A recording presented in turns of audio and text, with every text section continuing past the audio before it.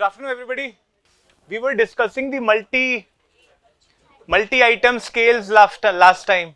So there are a couple of topics that are left from there, and once we cover them, we will move towards questionnaire development topic, right? So in the multi-item scales, we read about why for measuring a particular concept, multiple questions would be relevant. Multiple questions would make more sense than one question, right? Now going into more depth of that, the scale single question or multi question is called operational definition, and the concept, the definition of the concept that we are measuring, that is called conceptual definition. So whenever we have some concept which is in the black box of customer, in the mind of customer, which is a black box, whenever we have certain concept, its conceptual definition is what it is. It is a generalized idea. What is the general idea about that particular? So when we say conceptual definition, how do you give an idea? What is understanding of that particular concept? That is called conceptual definition. An operational definition is how you are going to measure that concept. So conceptual definition is, it is a general idea about what that particular concept is, generalized idea, and operational definition is the way to measure that conceptual definition. So our operational definition should align with the conceptual definition to the minimum, which means it is minimum that it should align. Then it has to be reliable and valid, the operational definition. If it is a multi-item scale, we will see what it is. So I hope you understood these two things. The conceptual definition, let's say we'll take an example.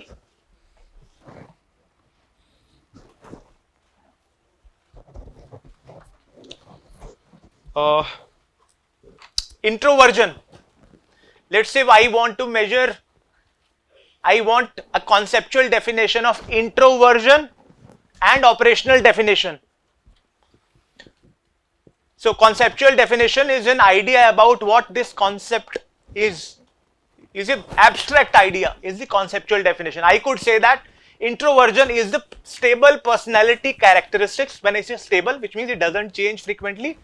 Introversion is a stable personality characteristic in which one feels more ease and comfortable when alone, right? This becomes a conceptual definition. Now, what is the operational definition? Operational definition is how I am going to measure it. For example, operational definition is this particular multi-item scale, starting from I blush easily, at parties I tend to be a wallflower, staying home every night is all right with me. So that becomes the operational definition.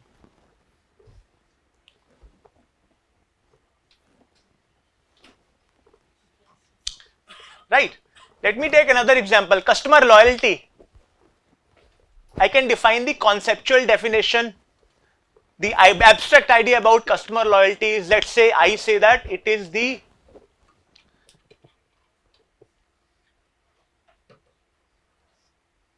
feeling of attachment that one feels for a brand.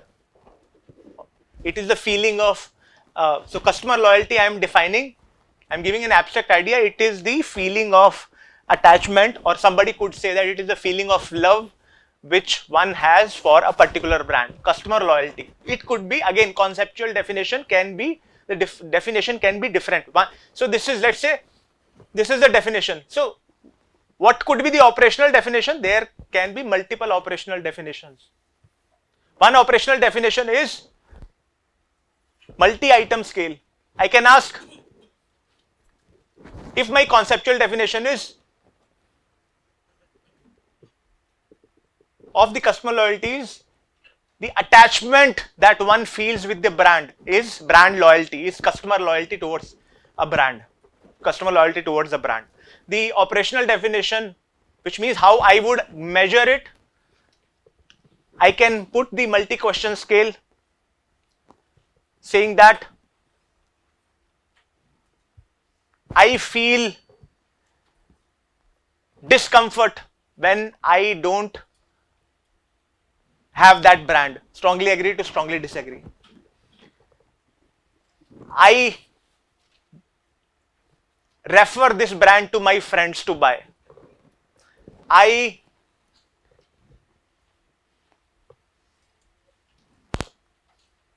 prefer this brand over other brands.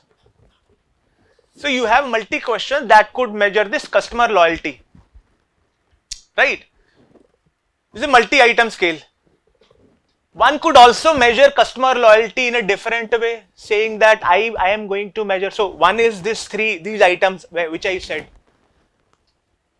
When you define conceptual definition, there is a conceptual definition for customer loyalty towards a brand. Then there is a operational definition. I said number of items which you can use to measure it. You have to take the average for a particular respondent. The score will be customer loyalty towards that particular brand. There is other way to measure it. Let's say I measure it by asking how many times when you made purchase in that particular product category, you bought the particular brand. If it is always, I would say it is the customer loyalty. So this is, I am using the behavior. I am asking how many times. So this is another way of measuring. This is again operational definition.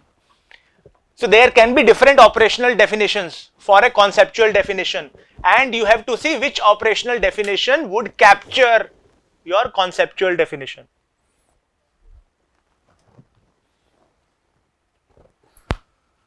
When I say degree of attachment with a brand, and I measure using, suppose I measure using how many times you buy this brand whenever you buy this product category.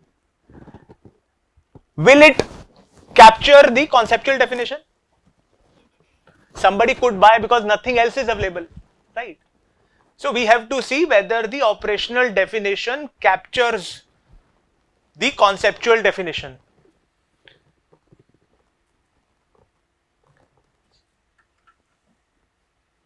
So let's say we have another concept called, let's say, stress in the classroom. Its conceptual definition, abstract idea is the sense of discomfort and unease, mental unease that one feels in the classroom, right? This is conceptual definition, abstract idea, but then you have to measure it. One is you go to the Google Scholar, find out stress in the classroom. How do you measure? Multiple question. What are the multiple questions? There are other ways. Let's say I borrow the BP machine or the heart rate small machine that we were putting for measuring oxygen level, and give it to each one of you, and that will, so somebody who feels a lot of stress in the classroom, the heart rate would be very high. So that is another way of measuring the stress. So for a particular concept, there can be multiple ways of measuring the stress. The operational definition has to be selected keeping in mind that does it align with your conceptual definition. If it does not align, then that is not the right operational definition that you are choosing to measure a particular concept. And even the conceptual definition has to be chosen in such a way that the abstract idea about it is commonly accepted.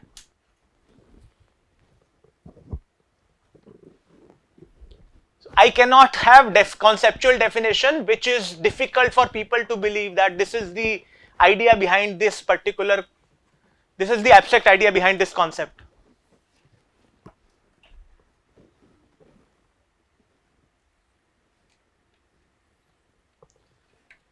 So when you are going to do studies related to market research, marketing, and you are required to do a survey, the first step would be, for your variables you need to define them. There has to be abstract idea has to be written.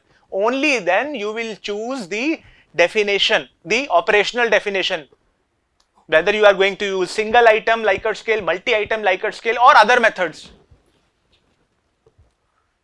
Because that is how you are going to test your hypothesis. You have to measure. You have to measure attitude towards the brand, attitude towards this, their feelings towards the brand, their knowledge about a brand, their image towards the brand, their image, their idea, their perception, or their attitude towards a particular characteristic of a brand. You will have to do all that.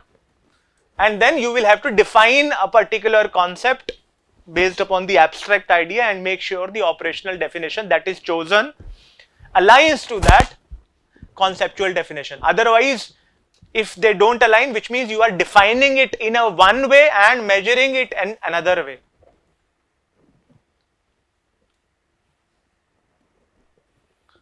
That should not happen. And let me cover the last concept also before we begin the exercise that is given at the back of the sheet. Now, so when you have in step 2 hypothesis written and step 3 you are doing the research design, conclusive research design, right? You will have to make a survey questionnaire for a descriptive research. In your project also you will have to make a survey questionnaire. In survey questionnaire you would know for what concepts you would have to make the questionnaire, because those concepts are part of your hypothesis and research questions. Now before you make the survey questionnaire, you will have to define, you will have to look at their definition. Let's say in step number 2 you would have chosen those concepts from somewhere. What is their conceptual definition? And in that papers itself you will get the operational definition itself. Let's say we were looking at service quality, responsiveness, one of the attribute, one of the constituents of service quality, which was part of the step number 2. In research design, descriptive research design or survey making, when we make the survey in descriptive research design, we will have to put questions to measure responsiveness, which comes as one of your hypotheses. How you would measure? Go back to the same paper, find out how responsiveness, what were the items used, and then include that as a part of your survey. Can you develop multi questions on your own for a particular concept? You can develop, but they would not be reliable and valid. So better to use a consulting report or a research paper where the multi-item measure is already there. If you are not going to use multi-item measure, you can use other ways of measuring the same conceptual definition. As I said, for measuring the stress, you need not always give the Likert scale. You can give the machine and look at the heart rate for everybody in the class, and you would be able to measure stress that way also, provided you know how to look at the heart rate for stress indication.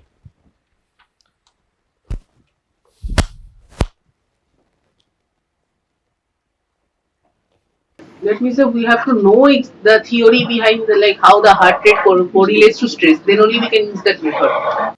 Yes.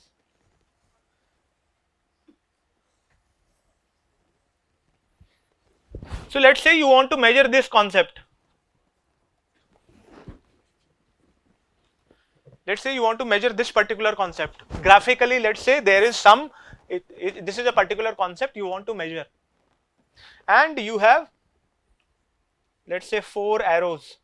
4 arrows represents 4 items, 4 multi questions to measure, which you are using to measure this particular concept. Let's say item number 1, item number 2, item number 3, item number 4. What I am showing here is these items are actually, this item is measuring something capturing this thing, capturing this thing, capturing this thing, capturing this thing. All of them are capturing different ideas. And they are not also capturing the one they were intended to capture. So when all of them are capturing different ideas, these 4 items are unreliable. And when they do not capture the idea that they are intended to capture, they are invalid. So right now they are not reliable, not valid. We should not use such scales. So that generally doesn't happen, this kind of problem. So what did you tell the unreliable part? Reliable means whether all of the items are measuring the same thing. If they are measuring the same thing, then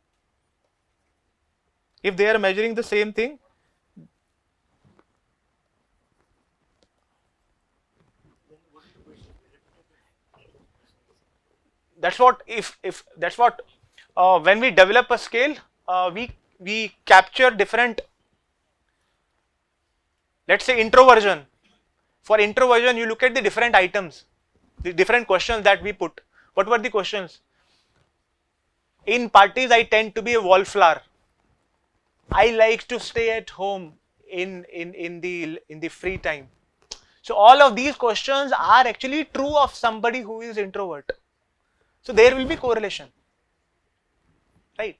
So when we develop a scale, we look at different behaviors, but all of them are correlated.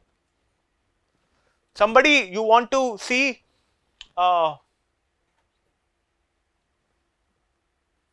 you want to measure, you want to see, let's say, how much alcohol somebody has consumed. One way is to use that machine which our police uses. The other way is you look at how one indicator is how he speaks, how he walks, how he is looking at things. So you will get an idea. So these are multiple behaviors that give you an idea. All of these are correlated because somebody who is heavily drunk would do all these things.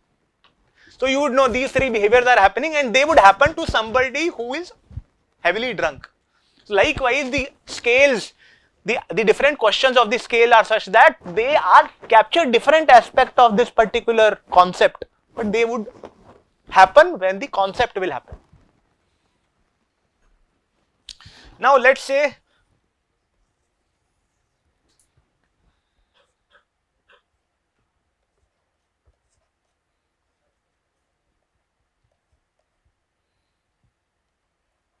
these are 4 items. Now they are measuring the same thing, but they are not measuring what they are intended to measure.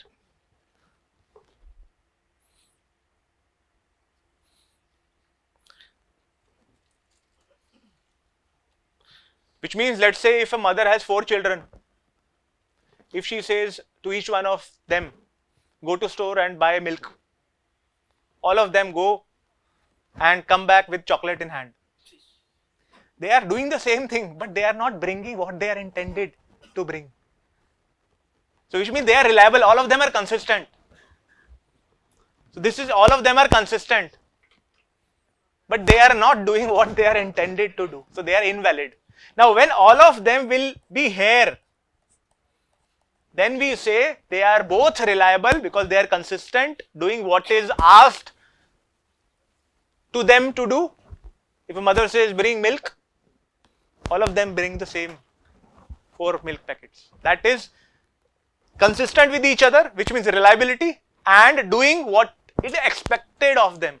So items consistent with each other and measuring what they are expected to measure, that is called validity. So the multi-question scales that we use should be reliable as well as valid.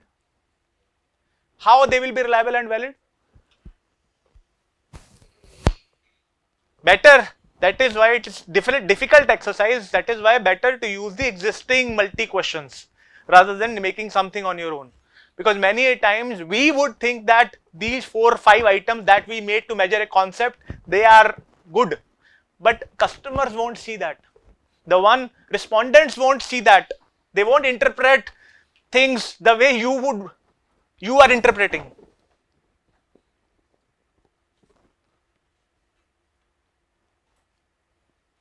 Let's say you have one statement that Coca-Cola distribution is adequate. For you, because you are a business student, you would know Coca-Cola distribution. Coca-Cola everybody understands. Distribution you would understand because you are studying marketing. Is adequate. So adequate is a common English word, right? Now you go outside, you ask this question to a customer just because Coca-Cola has given you your assignment to find out whether our the P placement P is doing well. So you ask a question to a respondent. Your question is Coca-Cola distribution adequate?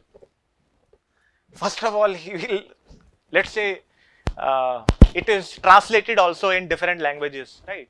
Now, distribution is a word that only not everybody would know, and even in other departments also, if you ask this question, they would not understand it. Coca-Cola distribution? Who is distributing? Let's go. Is adequate? Where? Where is it adequate? Is somebody distributing Coca-Cola? So you will have to use a more simple question which is understandable not only by you but mostly by your customers.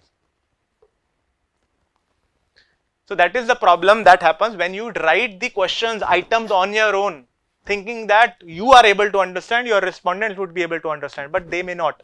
So which means when you are giving them to answer, they might interpret, you wanted them to interpret this, but they might interpret this and answer there. That is why they would become unreliable or invalid.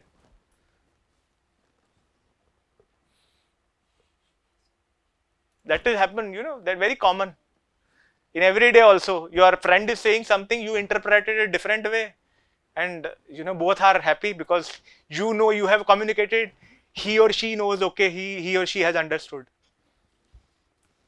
If it is just a normal, casual, everyday conversation, nothing important. If it is a very serious one, then implications would be there, right? So this is it about the multi-question scales, and they are very, very important, especially attitude, knowledge, beliefs, feelings, every concept in you web that you would see in marketing can be measured through multi-question scales. Psychometrics in the human resources, in psychology and everything. This is all psychometrics. Multi-question scales are about they are psychometric evaluation. You will have to use them a lot. Now there is an exercise at the back of the worksheet regarding two concepts, happiness and self-esteem. So each one of you write the conceptual definition. Operational definition you can find through Google Scholar, but I don't want, which is the correct way, but I don't want you to do that. You can write some items on your own, but the correct way is you go to Google Scholar and get the items and write it. If you have access to your phone,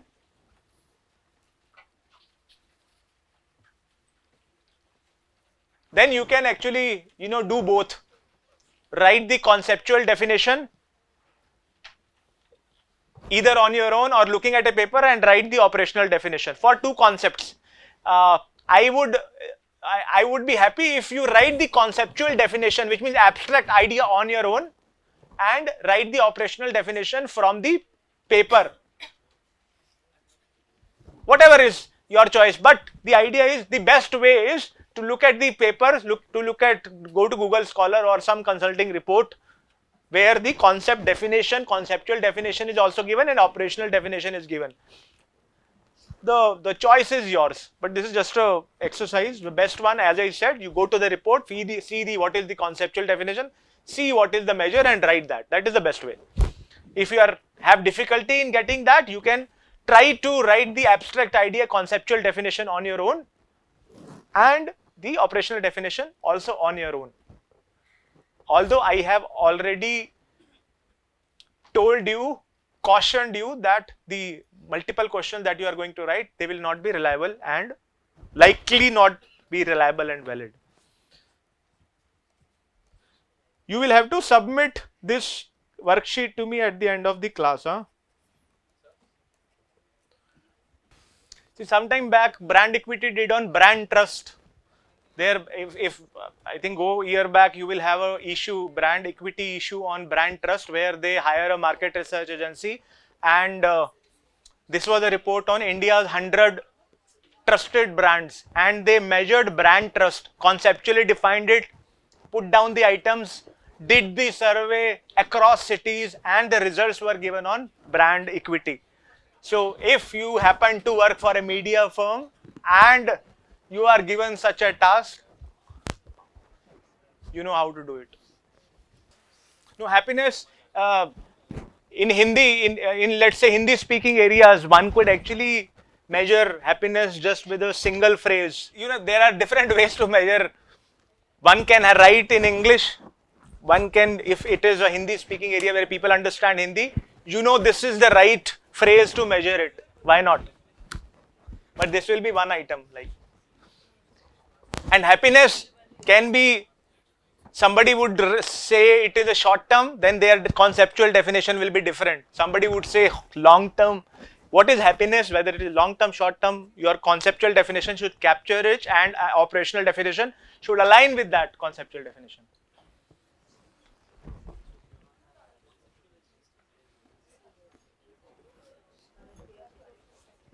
So just you have to include both long term and short term.